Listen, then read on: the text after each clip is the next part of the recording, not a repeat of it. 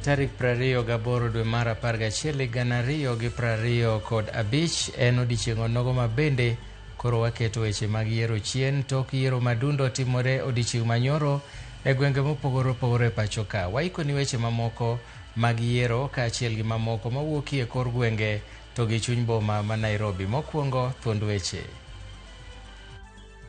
Jatend piny oyango chenro mar gero apaya maduong' mar Ironi Mau Summit kowacho ni odhi tieko dhung'ruok geche mosebedo. I want to thank the people of Kasipul for believing in me and entrusting me with the responsibility to lead them. Those who competed against me, that we must work together, because by the end of the day, Ugunja will remain one. Boyd Were kod Moses Omondi oyudo loch e yiero madundo e kom od bura ma Kasipul kod Ugunja e sama yiero madundo norumo e pacho ka.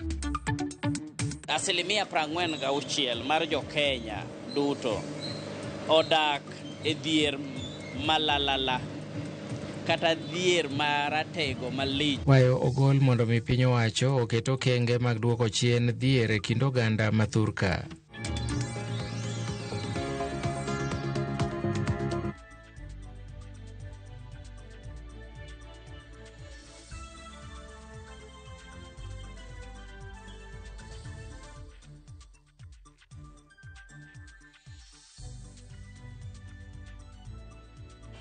Arwakini machiegni weche manyien mag migago. Nyinga Milton Ochieng' Awuor.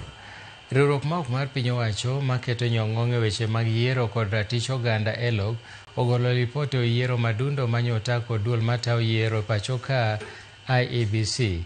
Lipod ELOG olero ni yiero mar IEBC e kuonde chung' od buche moko nyo obedo kod lweny kaka Kasipul, Mbeere North kod Malava kanyakla kod Magarini ka wards kaka Kariobangi North, Akisa East, Narok Town kod Machakos bende nyo tulo nene. Kata kamano lipodno bende oyango ni kuonde mamoko nyoro tulo ok onene kaka Ugunja e kind mamoko.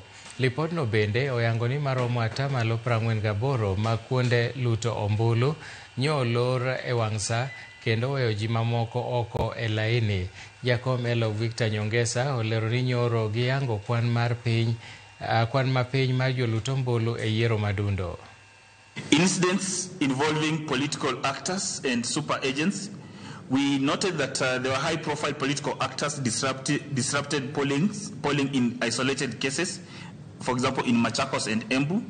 One incident involved a media briefing near a polling center that caused commotion among supporters, while another involved a political figure confronting an agent and addressing the media from inside a polling station, undermining the neutrality of the polling environment. It's early days. This is the first test for the new commission which has come into office. It's like being thrown into the deep end, but they have a secretariat which is very experienced, which has been there. I think they did in terms of the technical aspects of the elections, based on the findings that we have, they did well. The technical aspects of the elections. It is the political environment around the elections which was not mitigated, and that is where we are talking about bringing in the issue of the police, the political parties who are part of this environment, and what the IBC also ought to do to ensure that such activities, such violence, such disturbances do not occur during elections. Moses Omondi mar ODM oyier kaka jaod bura ma Ugunja bang' yudo ombulu 9,447, kwan manoweyo pogruok marariye e kinde kod namba 2 e yierono Dr. Janes Orodi manoyudo 1,819. Omondi okwayo jowetene mane gipiem godo mondo ti kode kanyakla ne dongruok mar Ugunja. Steve Biko nigi mathoth kowuok e kaunti ma Siaya. Bang' chenro mar luto ombulu rumo ayanga sa 11 mar odhiambo mar tich ang'wen, apisas mag IEBC nochako chenro mar kwano kura e kuonde luto ombulu duto 116. Bang'e to ombulugo nochwal e skul sekondar ma Ambira mar riewogi kendo dhialo jaloch. E lak sa 1 mar odhiambo, cheno mar kwano kura nochakore, gino mano kawo thuolo moheu seche 7. Alure kod apisa maduong' mar IEBC Ugunja, Dennis Omari, kar chung' od bura ma Ugunja ni kod jolut ombulu 60,144 e wards duto 3 kendo noywayo jochung' 10. Kata kamano, mana ji 15,017 emane oluto ombulu odiechieng' manyoro. Ma en atamalo 24.89 mar kwan jolut ombulu ma Ugunja. Duoko mar yiero no ne chalo kamae. Moses Omondi mar ODM noyudo ombulu 9,447 kendo yudo loch mararia e yiero no. Johannes Orodi mar Wiper Democratic Front noyudo ombulu 1,819 ka Frederick Ochiel mar UDM to noyudo ombulu 1,200. Benson Obol mar UDM noyudo ombulu 1,171 ka MJ Okumu mar Federal Party to noyudo ombulu 381. Vincent Olengo noyudo ombulu 333 ka Crispin Omondi mar KANU to noyudo ombulu 188. Lilian Akech mar Alliance for Real Change Party noyudo ombulu 182 ka Eric Ofiro mar Jubilee noyudo ombulu 91 e kinde ma Oliver Ochuka noywayo goro ombulu 56. Kane oloso kinde manochiwo oboke ne jaloch Moses Omondi, apisa mar IEBC Dennis Omari nopuoyo jochung' e yiero ma adundo ma Ugunja kuom nyayo kwe kinde campaigns, ranyisi mar lony mar demokrasia, kowacho ni kaka duol matayo yiero kod kiew, yiero no notim e yor adieri kod ratiro. I hereby declare Moses Okoth Omondi of ID number 21254651 has been duly elected as member of National Assembly for Ugunja constituency in the election held on 27th day of November 2025. Bang' yudo boke moyiedhi mayange kaka jaod bura mowal e kar od bura ma Ugunja, Moses Omondi nojiwo jogo manyocha laro kode komno mondo yie gitie tuch achiel mar chwalo dongruok ne jopiny ma Ugunja. My focus will be purely on development agenda. I'll continue to sustain the development agenda of this great constituency of Ugunja. I want to plead and ask those who competed against me that we must work together, because by the end of the day, Ugunja will remain one. And ask them humbly that we join forces and work as a team. Steve Biko, Ramogi TV, Siaya.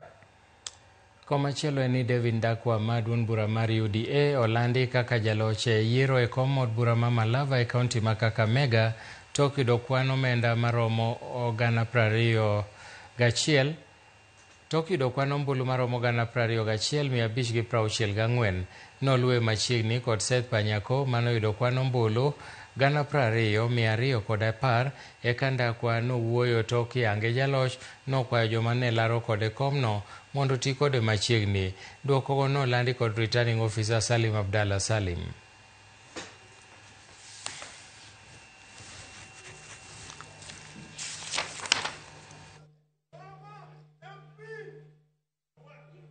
I now declare Mr. David Athman Ndakwa as officially has been elected the official MP of Malava constituency. And in that connection, Mheshimiwa, kindly come forward and pick your certificate.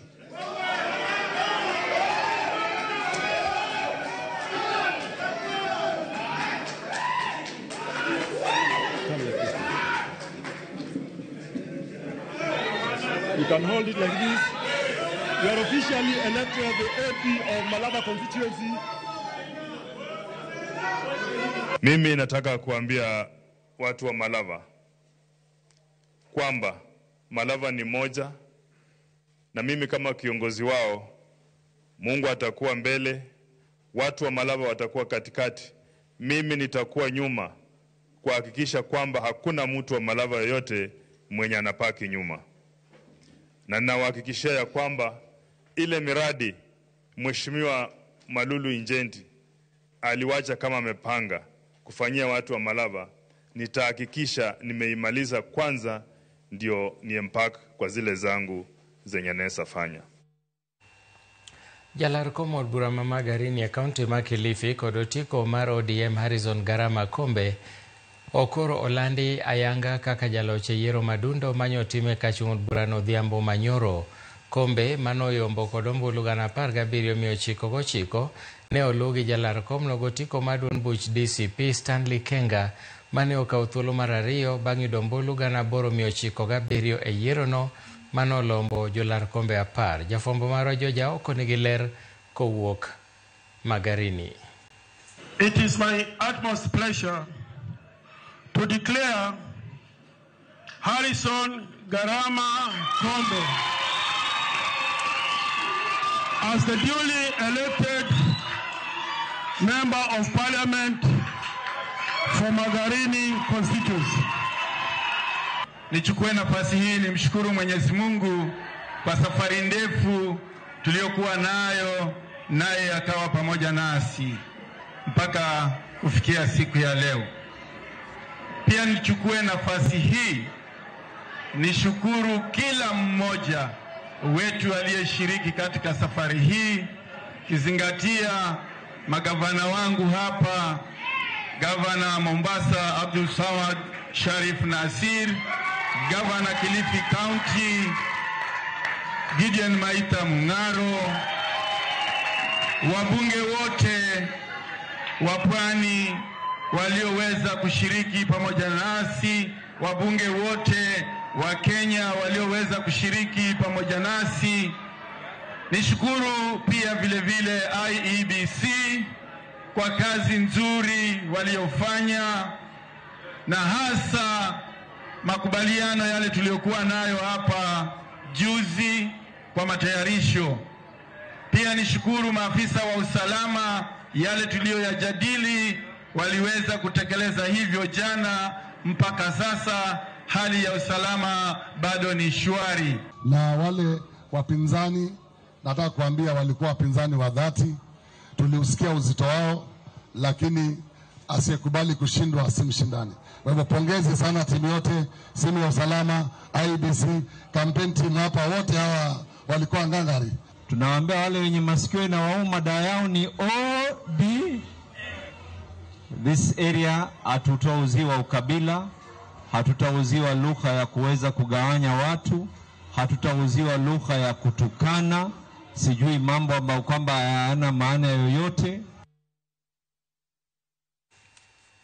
Eric Wekesa maindia chung mano chung kar kende maonge otiko ma chama mora mora e yiero madunde ward Machwele Kabuchai ema obedo jaloch. Wekesa noyudo ombulu 6,162 manye en atamalo 67.27 mag ombulu duto manogo. Vincent Maunda mar Ford Kenya notieko thuolo mar ariyo gombulu 2,765 mane en atamalo 30.19 mag ombulu. Nyasi mag miel kod morno ne alworano bang' lendo ma jaloch e katiegruok mar tije lwedo ma Kisiwa kama noriwe ombulu duto. Wekesa koro kawo lemo manowe thuolo gi mane en MCA Baraza Makongo manotho e dwe mar 8 higani. Constituency returning officer hereby declares that Eric Wekesa of ID number 27408765 has been duly elected as the member of a county assembly for Kabuchai Chwele ward of Bungoma County in the election held on the 27th day of November 2025. Kila ambacho tumepigania tumepata.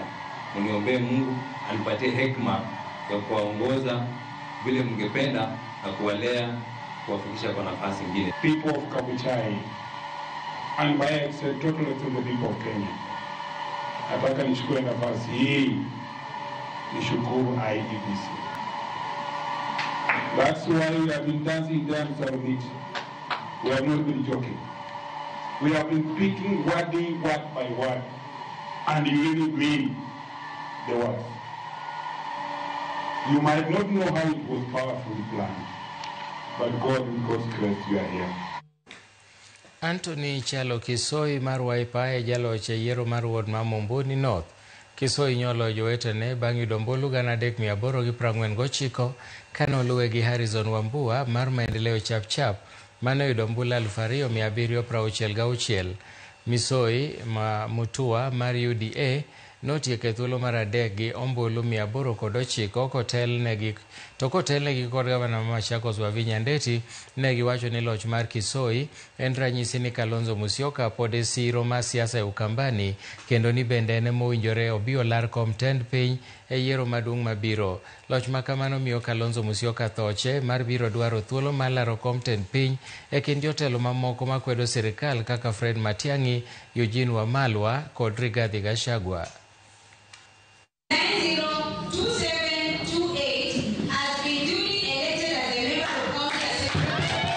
Thank God for this opportunity that I've been given to serve my people. The second thing, I'd like to thank the Wiper fraternity led by Her Excellency the Governor of Machakos County with the blessings of Dr. Stephen Kalonzo Musyoka. He believed in me when most people didn't believe in me, and I was given an opportunity to vie for this seat with the Wiper Patriotic Front.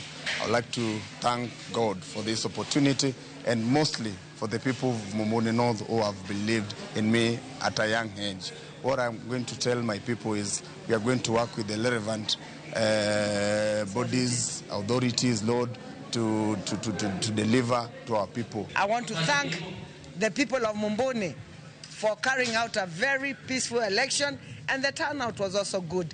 Thank you so much. We appreciate and we thank God for you. I want to take this opportunity to congratulate Kisoi. Yeah, he's the young kid in the block, the new Wiper, member of the County Assembly of Machakos. You have work to do in Mumbuni, and you have to work for those ones who voted for you and those ones who did not vote for you. Vincent Kiplimo manochung' kod otiko mar duond bura mar UDA oloyo kom mar MCA e ward ma Chemundu Kapng'etuny ka koro kawo lemo mar wuongi manosenindo Julius Keter. Kiplimo noloyo e yierono kod ombulu 2,999 ka jachung' kod duond bura mar KANU Sharif Kipleting ne otieko e thuolo mar ariyo gi ombulu 475. Robert Kirwa manochung' kod otiko mar New Democratic Party nobedo namba 3 kod kura 225 kod David Kipchumba To ma bende notieko e thuolo mar 4 gi kwan ombulu 158. Atamalo 27 mag jogo ombulu nowuok oko mar dhi e yierono.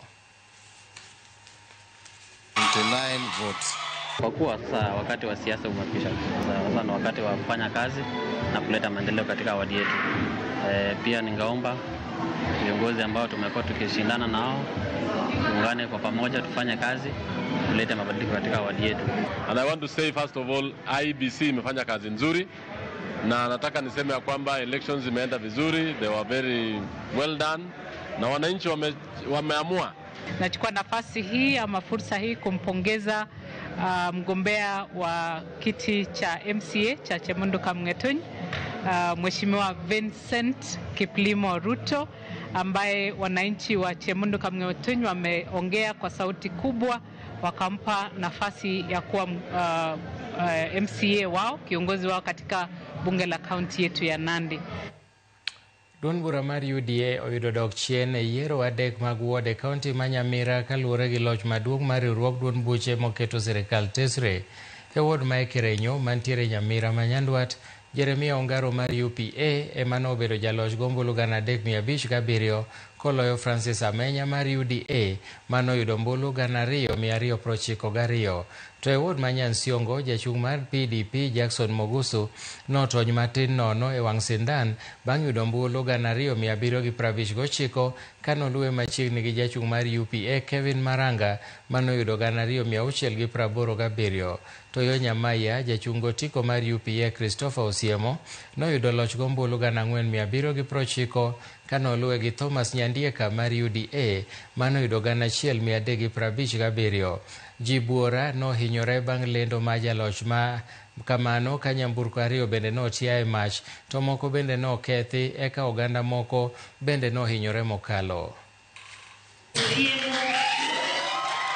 Napenda kuwashukuru wodi yangu ya Nyamaya, wameamua ili nikamilishe ile nafasi ya ndugu yangu aliacha. So mimi nawashukuru sana watu wa Nyamaya kwa kunipa hii nafasi. Nitawafanyia kazi kwa bidii kila mtu mwenye alinichagua na mwenye hakunichagua. Kazi imeanza na ni leo na tutafanya kazi pamoja. This is the unity of the entire Ogusi. Akiwa America, akiwa Europa, wherever he is. Wakati ulikuja huu uchaguzi, uliona vile viongozi wengi kutoka huko UDA walikuja na they made a camp here. Na tukasema uchaguzi huu si wa viongozi wadogo ila ni wale viongozi wetu wakubwa. Na tunapoona saa hii ile matokeo imetoka iko wazi. I don't want to say much but if you have eyes you can be able to see. Wananchi wameongea. Jatend piny William Ruto ochiwo siem ne josiasa maketo serikal tesre ni nyaka gichiw chenro mekgi ne oganda jo Kenya. Kaluwore gi Ruto, nyaka ket kare okenge mag dongruok makonyo piny Kenya sudo nyime. Ruto noloso e kinde manoyaw chenro mar yaro apaya mar Ironi Mau Summit e gwenge ma Kamandura. Yiero mar apaya no ero biro konyo duoko chien dhungruok mag nyamburko kod masiche ma kinde ka kinde ahinya te kinde nyasi mag sikukuu. Bende obiro konyo e chiwo thuolo mag tich kod bero chenro mag ohala ka kwan omenda duto mitiyo godo e chenro ma kamano yangi ni romo bilion 170. Jayo Kenya hii itabadilika. Tutaondoa umaskini. Tutahakikisha kwamba kuna nafasi ya ajira ya vijana wetu. Tutakuza uchumi na tutakuwa na chakula ya kutosha. Kenya iweze kupiga hatua ya kwenda mbele. Leo hii barabara tunajenga hapa.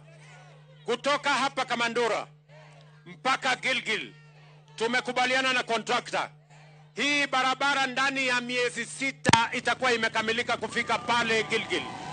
Kwa mapenzi ya Mungu, mimi nataka siku ya madaraka. Siku gani? 2027, siku ya madaraka, tarehe 1 mwezi wa 6. Mimi nakuja kufungua hii barabara ikiwa imekamilika. Erokamano Nyakwaramogi, en thuolo madhi e yweyo mokwongo e chenro mar migago. Aneno ote ka mar mwalimu Peter Ojuoko wacho ni I wish you Merry Christmas momondo. Erokamano ahinya.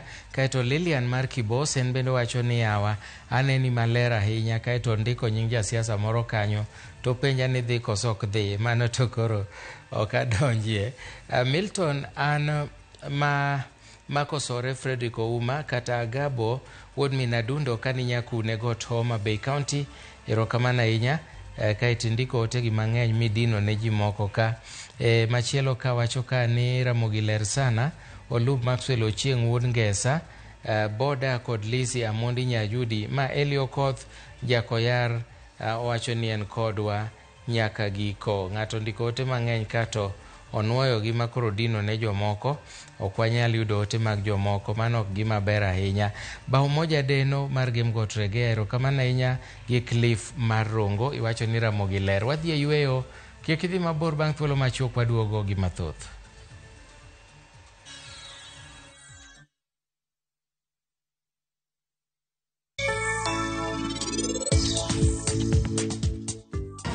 Nyako odiochieng' ma anabiro nono ka pari oduoge odne. In kamoro achiel gi Rajiv uonge ratiro mar chiemo kae. Nyako ma parini mana keto mondo tedne wuoda eka mondo amed yudo luore gweng' kae. Koro odiochieng' ma kawuono ni en odwa kethona gimoro amora kae. Ok apar ka biro ng'wonone. Waya mano era moingo kaka ohero nyithinde. Kawuono ni ane makoro kodwa nena. Rajiv en wuoda. Wuoda achiel kende. Ano kakele kae mondo inipade samora mana ma inidwaro. FOMO? We say no more FOMO. Not when you have happy hour. Download and use my Airtel app or simply dial *544#. Always be in the know. Buy the happy hour bundle today.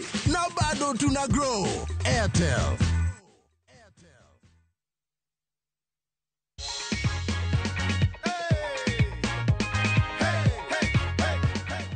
mshindi wetu wa weekly winner ile ya 500,000 Kenyan shillings. Ndo mshindi wetu. Thank you God, thank you God, thank you God. I'm grateful. Nashukuru.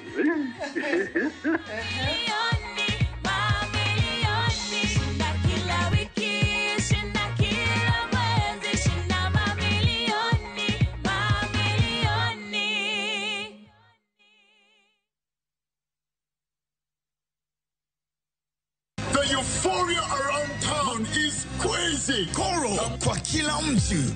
Guys, Koro wanna sort all types of people. Mama mboga, Koro. Nduzi guy, Koro. Office lady, Koro. I just received my cash from Koro. Just quick and easy. Download Koro and say hello to Easy Living.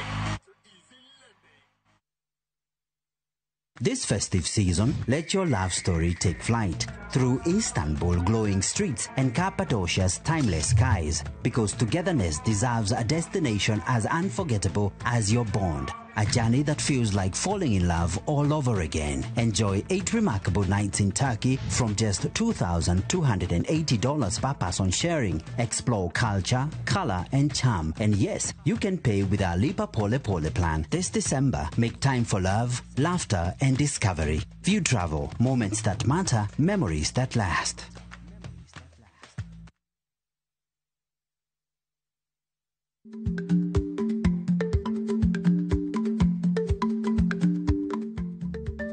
Dhako muol kadonjo, matiende ni, bedo ni ng'ato ling' e kinde ma owendo, ok ofulo ni omuol. Samoro en kod kido mamoko.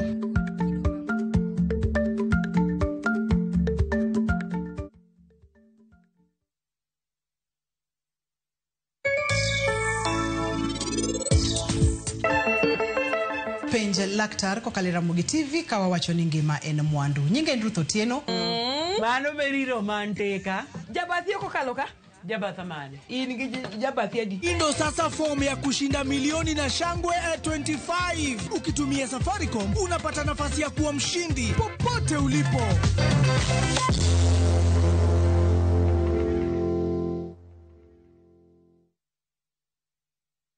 Apenyi baba duoka.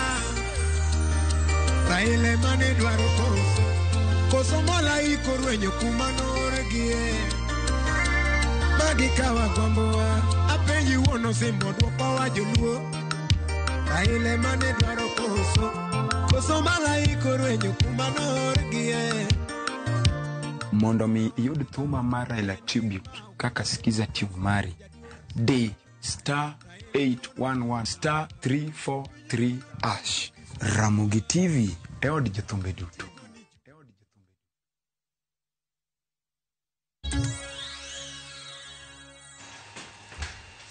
Machiegni kendo, jachung' mar ODM Boyd Were olandi kaka jaloch e yiero e kom od bura ma Kasipul e kaunti ma Homa Bay. Boyd nyoyudo kwan ombulu maromo 16,819 kiluwe gi jachung' kar kende Philip Aroko manoyudo ombulu 8,796. Ongondo Boyd Were 16,000. Bang' bedo kod kampen mayet e Twitter, jogo ombulu ka chube ma Kasipul e kaunti ma Homa Bay gigo to koro ne obedo jothek ne jochung' 10 mayande ne wuok oko mar Larokom ni yiero mano bag kod duolno ma ochung' ne yiero kaachiel kod kiew e pacho kae IEBC. Jachung' mar ODM Boyd Were ne olandi kaka jaloch yiero ni kod ombulu maromo 16,819 ka iluwe thuolo mar ariyo kod Philip Aroko mane ochung' maonge duond bura moramora kod ombulu maromo 8,796 ka thuolo mar adek ne okaw kod jachung' mar MDG Collins Omondi madombulu maromo 4,796. MP elect is Honorable. Jochung' mamoko ne gin moting'o Isaac Kiche madburano mar Kenya Moja Movement madombulu 201, Robert Bior manie ochung' maonge duond bura moramora madombulu maromo 519 kaachiel kod rateng' Okoth Kotiende madumbron mar United Progressive Alliance madombulu maromo 72. Jesse Okelo madumbron mar Democratic National Alliance nodombulu maromo 55 Kalinda Oko mane ochung' maonge duond bura moro amora nodombulu maromo 26. Jochung' moko ne en moting'o Robert Ouma mar Liberal Party of Kenya madombulu maromo 17. Kamano mogik ne Ishmael Omondi Koyo mar National Liberal Party mane dombulu maromo 98.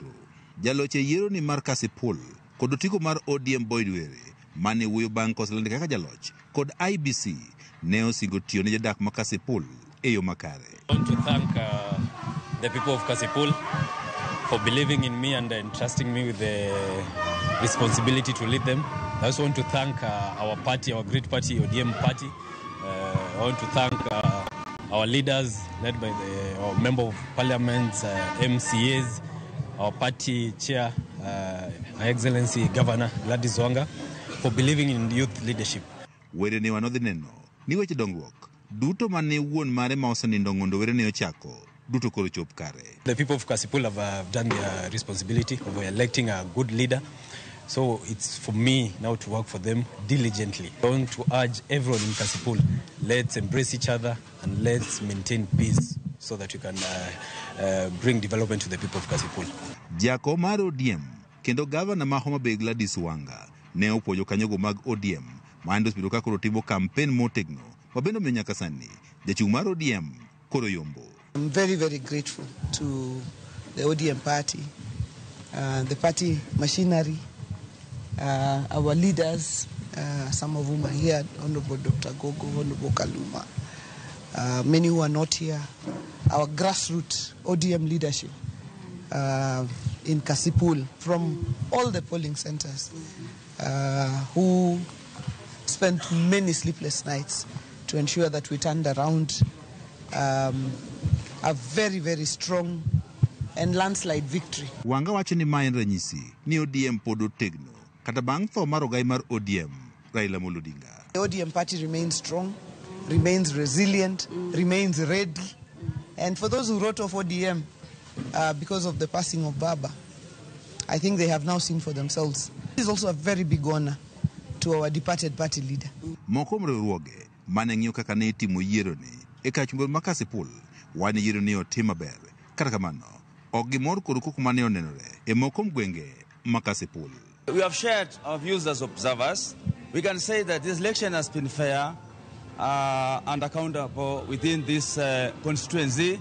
However, we saw a lot of challenges in terms of some people who tried to distract the elections, but the swift actions by the security apparatus made the operation smooth.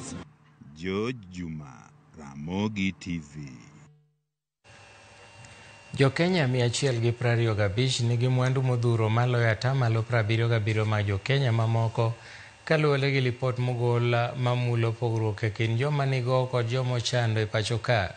Lipotno ma bende ong'iyo sekta mar thieth gi somo dwaro ni piny owacho mondo med keto maino e neno ni chenro mag sekta no ochopo ne jopiny duto maonge dok chien. Jalieta nigi ler mathoth.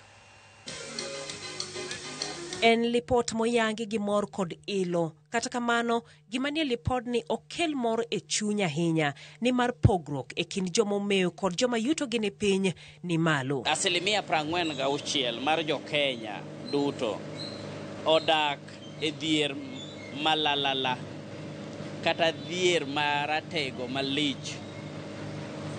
Dhier makopimni to demoni nindo. Pogni bire weche mopogre pogre. Niwengo mag pesa madano yudo. Joma chamo pesa matin ema ng'eny modhuro.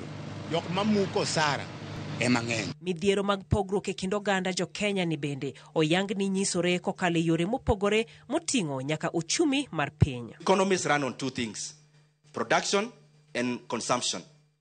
If there are no consumers, if there's no purchasing power to the majority, even the producers themselves, they get a drought. So it is important for us to constantly champion for equality, and that is why I commend Oxfam for this event. Piny owacho kuom mano idwaro mondo olok yore mag timo gik moko mamedo mayo jopiny kwe kendo teko mar ofuko margi. Jo Kenya mayuto gi nok ing'ado osuru ahinya moloyo jodongo gi. iyudo ka jodongo gi ong'e yore ma giepogo osuru gi. Koro tax burden odhi ne joma yuto gi ni piny. Okumba mar konyo jok moti kata jok ma ni piny, lwetgi ni piny. Iyudo ka pesa mane imiyo gi 2,000 higni mokalo nyaka ne chenro mar okumba ni chaki higa mar 2015 nyaka sani pod en manadi 2,000 e dwe. To pek mar ngima osedhi malo gi e kinde ni eri. Pesa no krom pod ok kony jomotiko to jogo gin kata jok mani nweng'o gi ni piny to gin jok ma sani dwaro mondo giyude konyruok. Kopogore gi weche uchumi, chenro mag somo kod thieth bende oyang ni nyaka losi mondo gikony jopiny. We have a school feeding program here in Nairobi. It gobbles up almost 1 billion shillings of what Nairobi gets in terms of its equitable share. But because it is only implemented in the primary schools that are registered, it means we are only using that money to feed 30% of the school-going kids. We have had a conversation with the governor of Nairobi from the time he was elected. In fact, it was a campaign promise that this school feeding program has to be extended to the upbed schools because those kids also deserve that meal. Onge yen. To kata mondo mi thiedhi yori dhi ng'iew syringe, magi gik ma koro governors wa ka winjo adieri repodegi. Onego bed ni Kenya ok onego bed ni gike level no nikech wasedhi above other countries. Kumae kwayo gol ne jo od bura mondo ne ni oloso chike kata neno chike mantiere mamulo pok mag oganda okete tim kendo otiyo makare. Pod en lipot ma onego dhi onyisi kata dhi okony jo od bura mondo chake chenro maber ma sirkal nyalo luwo manyalo keto sirkal tesre mondo jo Kenya timang'o oyude nafu jo Kenya bendo oyude ber. Act have brought an amendment to the Central Bank Act that will make cash payment mandatory option at any point of sale across the board. I've also introduced a bill in Parliament which I think has been sent to the government printer to institutionalize what I call nationhood science so that we teach these values from kindergarten all the way to university. The values under Article 10. Piny owacho nigi ting' maduong' mar duoko kwan jo Kenya ma yuto gi ni piny ka kwayo ogol mondo pek mar osuru oket ne jogo momewo ahinya moloyo jogo ma yuto gi ni piny. Jaileta, Ramogi TV. Jo Kenya wacho ni ok gine ber mar osuru modhuro ma piny owacho ng'adogi. Mairien kaluwore gi lipot mar riwruok mar National Taxpayers Association gikwayo duol machoko osuru e pacho ka KRA mondo ket okenge mag geno ni maduoko geno ne jopiny kaka Ochieng' Elvis leronwa. Idwaro mondo rang manyien yore mag choko kendo tiyo kod osuru pachoka. Magine oyangi e kinde yango lipot mane otim kod riwruok mar National Taxpayers Association. Jata tije riwruogno Patrick Nyangweso opo chenro ma KRA oketo ma jo Kenya nyalo chiwo nonro maggi kendo chulo osuru kokalo e mbui kendo ma idendo ni iTax. Report ni wacho ni jopiny ok mor kaka pesa gitiyo. Pesa isolo to dhi mane ofuko ji. Dhano onge yien osiptende, dhano onge yore, school facilities richo, dhano onge gik mang'eny, pi onge kor gwenge, taya inyaneno go stima dichiel ndalo mar ariyo onge mudho. Koro ma nyisowa ni chirni richo, nyaka chulo osuru ma pesa wakose chulo osuru to konyo jopiny. Jopiny chako ywak ni yawa gik muneno muketo nogo mang'eny ni mar chulo osuru gi gigo kwa winji kelru mondo ukelnwa dhok mwanyalo winjogo kaka wanyalo chulo osuru. Mwa waluongo ni predictable and also a summarized toolkit ma ji nyalo chulo go osuru. Kata kamano, jo Kenya ywak ni osuru modhuro ming'ado gigo ok tigodo yo makare. Kwa maana bila ushuru hatuna maendeleo. Na wananchi wanasema pia bila maendeleo hawezi kulipa ushuru. So it's both ways. The wananchi are saying we are paying taxes, but the wastage of those taxes is very high. So we are not getting value for money that we are paying. So we at NTA are saying the government is here. They are listening. When there's this budget 2024, 25, 25, 26 now being formulated, wasikize maoni ya wananchi, wapate matarajio ambayo iko budget ambayo inaweza kuinua maisha ya watu. Apisa ma KRA osingono matut lipodno kendo tiyo kanyakla kod jokanyo ma opogore mar keto e tim nonro mag lipodno. Treasury is more happy, ready and willing and very capable to continue interacting with partners like the National Taxpayers Association and all of our civil society, anybody who can bring their voice to the table, because this is our country and we are the ones to build this country. Tich maduong' ma KRA kod piny owacho ni godo en dwoko geno jo Kenya mondo gine ber ma osuru mar gitimo pachoka. Ochieng' Elvis, Ramogi TV. Nyamrerwa e kaunti ma Kisumu koro kwayo od bura mondo ne ni chik mang'iyo arita okal makare ka giwacho ni gie sani giyudo pek e chwalo tijegi kaka dwarore. Magi ne giwacho romo mar Chesoa ma en romo mokwongo makamano manokelo kanyakla riwruoge mochung' ne weche mag thieth ahinya to jogo machiwo thieth e kor gwenge. Jafwambo marwa Bill Gates Odwar nigi ler mathoth. Jochiw thieth mawuok e kaunti ma Kisumu dwaro mondo ket chenro mar neno ni ngima e gwenge obed makare mondo gibed kod mijingo mar chwalo tijegi makare ne jopiny. Gimomiyo wan kae wadwa ng'iyo ni to nyaka program mar Nyamrerwa manochakore higa mar 2006 nyaka sani wasechopo kanye. Koro ka waseneno kuma wasechope bro miyo wadhi bedo gi mapangilio kata chenro makende mar pango tije Nyamrerwa gi maber moloyo kapok ochopo higa mar 2030. It is now in the Senate, the Community Health Promoters Bill. We submitted our memorandum, and I would like to urge the senators to really rally their support to this bill and pass it so that we can have a legislature in place. Because right now we don't have a legislature in place, and because of that, we are still undermined and we cannot really agitate for our right. Achiel kuom yore ma gidwaro losi en yor chudo margi ka giwacho ni wuotho dhot ka dhot ok en gima yot timo.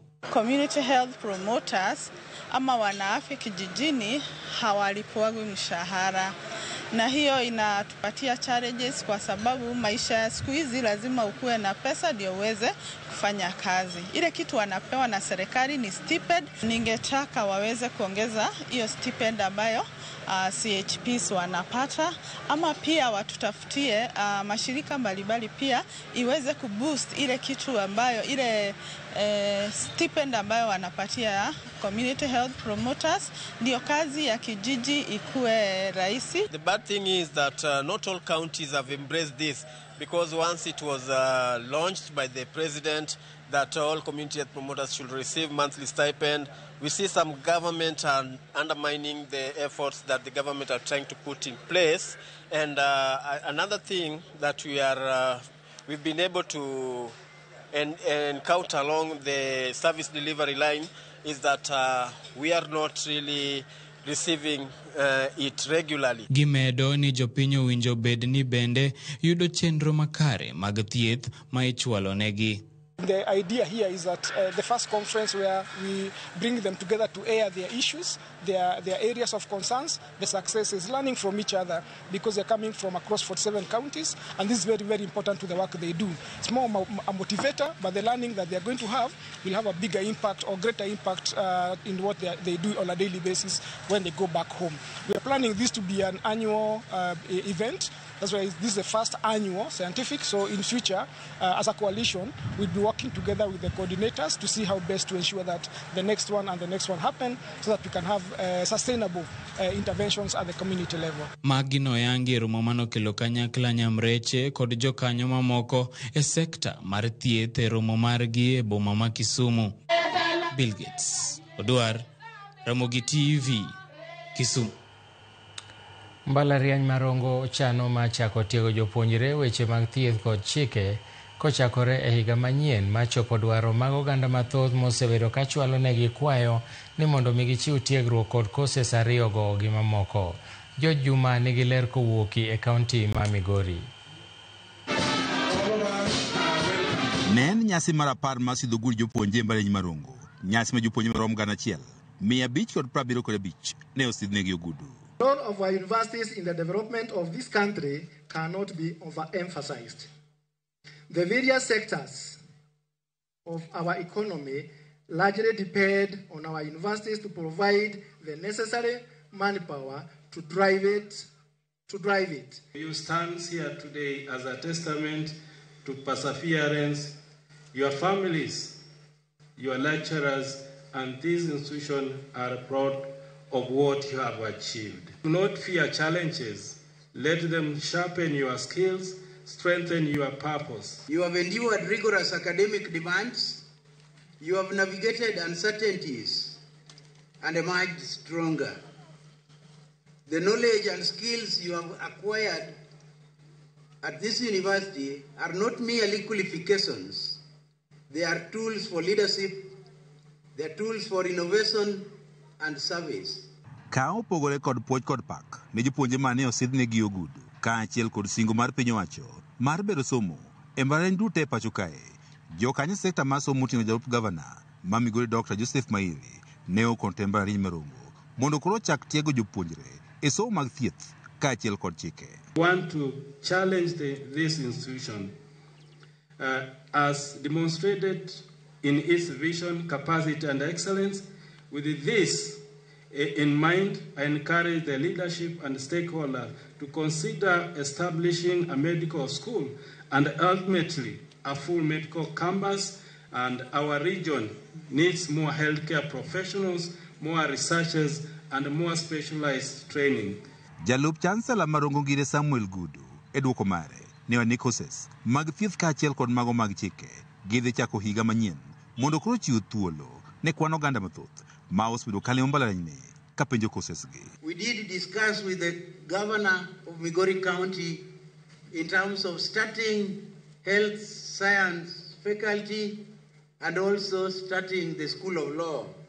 And Your Excellency, I promise that next year those two programs will be at Rongo University. Gudu wacho ni mbalariany ne dhi chako koses mathoth mantie kod chiro mabeyo. Rongo University is charting a strategic course towards becoming a world-class technology-driven institution founded on collaboration with research, innovation, commercialization, and entrepreneurship as its defining strengths. David Wateme, main director, Emigao mar somo, mane ochopo lo jagoro mongirore. Emigao mar somo Dr. Beatrice Inyangala, ne wane piny owacho, dhi nyime kod gero, kuonde somo malong'o, e mbalariany duto e pacho kae, kaachiel kod bero, weche somo mamoko, ma oting'o tiyo kod lony manyasani. Infrastructure development forms another cornerstone of our agenda. The government is actively investing in modernizing educational infrastructure, including digital connectivity, laboratories, libraries, student housing, and teaching facilities to ensure that our institutions offer environments that are conducive to learning, research, and innovation. George Juma, Ramogi TV, Migori. Riwruok ma ok mar piny owacho makedo ne weche mag somo Zizi Afrika obedo kod romo mokelo kanyakla jokanyo mag sekta mar somo kamoriwo jonyuol kendo gitwak ewi kaka inyalo ber somo e pacho ka. E romono winjruok obedo mondo mi onywak lwedo e ting'o malo weche mag somo gi jopuonjre ahinya te kinde ma Kenya kete tim kit somo manyien mar CBC. Apisas mag NEC kod duol mandiko jopuonje TTSC nogolo lipot manyiso ni higani pogruok osebedo kendo jopuonjre ogo ndamo nyime e weche mag somo mana ni giyie ni pod nitiere rem moko kod nok mar omenda manyalo kelo midhiero e sekta no. The competency-based education, the curriculum expected that values would be taught, and this has been going on for the pioneer group from the time they were in grade 3 up to now when they have reached grade 9. Having worked with, we targeted 80 schools, but we were able to actualize 79 schools. And the results that have been shared by KICD shows us that there is a lot of progress that have been made, and there are promising practices that we can take forward even as we plan to roll out.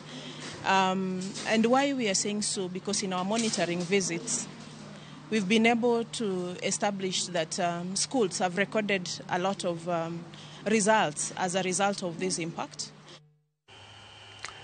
Nyako Ramogi en thuolo mar kawo yweyo machielo e Ramogi TV. Kik idhi mabor, bang' yweyo ni waduogo gi mamoko.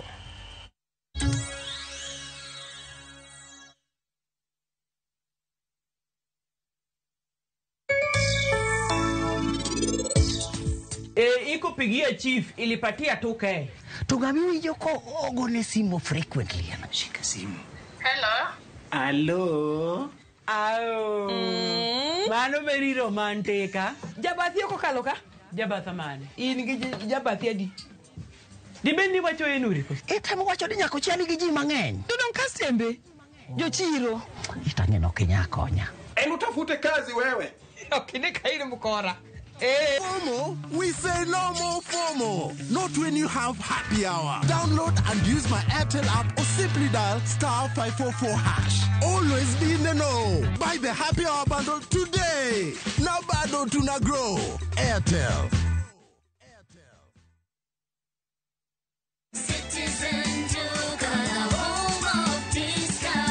It's big, it's better, it's the November prize crush only on Citizen Duka. Usipate stress ya shopping this November. Citizen Duka itakupanga. Fanya shopping yako hii November kupitia Citizen Duka ndio uweze experience our November prize crush on different items of your choice. Every shilling saved counts only on Citizen Duka, your home of discounts. Citizen Duka, the home of discounts. FOMO, we say no more FOMO. Not when you have happy hour. Scroll, stream, post, and play endlessly. It's your time for unlimited fun. Because when you have the happy hour bundle, you can do kila kitu. This is huge. At only 19 bob for 1 hour or 45 bob for 3 hours. All you have to do is download and use my Airtel app or simply dial *544#. Always be in the know. Buy the happy hour bundle today. Now bado tuna grow. Airtel. Teke na Wigo Boda. Chanua Jam, fika on time at the lowest charges in town. Wear helmet and ride in style. Ni safi, ni safe, na ni easy kwa mfuko yako. Wigo, your trusted ride. Download the app now. Ama SMS Wigo to 20425. You'll fike right on time. Wigo, your trusted ride.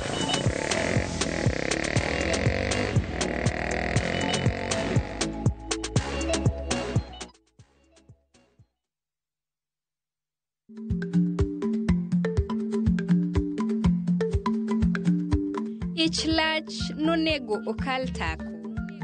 Matiende ni bedo gi miluma mar yako mang'eny nyalo kelo rach.